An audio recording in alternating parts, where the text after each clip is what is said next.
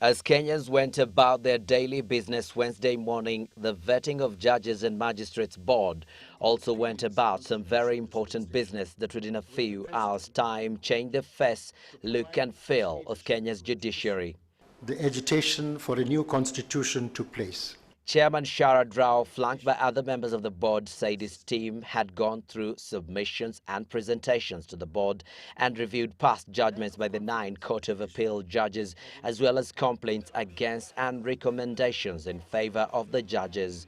At the end of the presentation, it was clear that the long and checkered careers of Justices Riaga Omolo, Samuel Bosire, Emmanuel Okubasu, and Joseph Nyamu had come to an end. The board gave its explanations.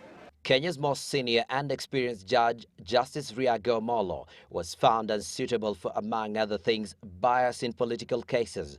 His court threw out a petition against former President Daniel Moi's election in 1992 on the grounds that the petitioner Kenneth Matiba had not signed the document personally, yet it was clear Matiba's hand was paralyzed. In a series of cases with high political importance, the judge had shown a manifest lack of impartiality, bending the law to favor the incumbent president. Members of the board referred to a number of well-known cases, the most prominent of which involved an attempt by a presidential candidate, Mr. Matiba, to submit a petition alleging irregularities in a recently concluded presidential election. The vetting board explained that it had found Justice Samuel Bosire unsuitable for office on the grounds that he had failed in his duties as chair of the Golden Bag Commission when he, among other things, disregarded a court order asking him to summon former President Daniel Moi, Professor George Saitoti, Musalia Mudavadi and Nicholas Biwott to appear before the commission. He did not seek to challenge the order on appeal. He simply treated it as if it was not binding on him and ignored it. The Commission, in defiance of the court order, completed its work without summoning the witnesses.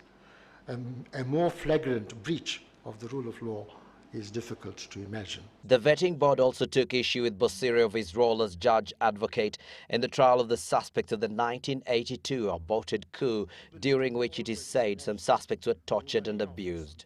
Justice Joseph Nyamu was found unsuitable by the vetting board because he's said to have frustrated efforts to prosecute high-ranking officials over the Anglo-leasing and Golden Bag corruption scandals when he headed the Constitutional Review Division of the court. Justice Emmanuel Okubasu was also found unsuitable by the vetting board. The board, however, gave a clean bill of health to Philip Tunoi, Philip Waki, Onyango Otieno, Erastus Githinji, and Al-Nashir Visram, who will continue to serve as Court of Appeal judges. The vetting board said its decision is final, but the judges sent home can still apply for a review. Of great interest to the vetting board were the facts submitted to it by Royal Media Services Chairman Dr Macharia over a case in which he had taken issue with how the Court of Appeal judges overturned an earlier ruling given in his favor, an act that eventually saw him being asked to pay some 56 million shillings to a bank and lose a manufacturing firm, Madhu-Paper. Mr. Macharia contended that 3 of the judges being interviewed by the board, who had sat in the matter, should not be considered suitable to remain on the bench. This was because of what he said was the manifestly biased manner in which, overturning a High Court ruling in his favor, they had made findings against him that had flown in the face of clear evidence that he had been unlawfully coerced by pressure emanating from the then president to pay Kenya shillings 56 million to the Kenya Commercial Bank.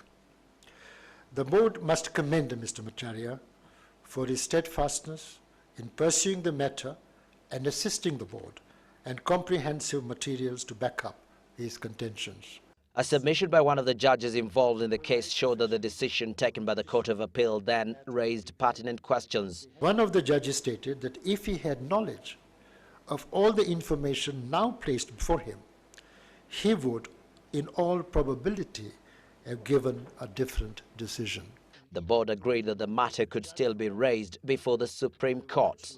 Abdi Osman, Citizen Live at 9. Subsection 1 shall not be subject to question or review by any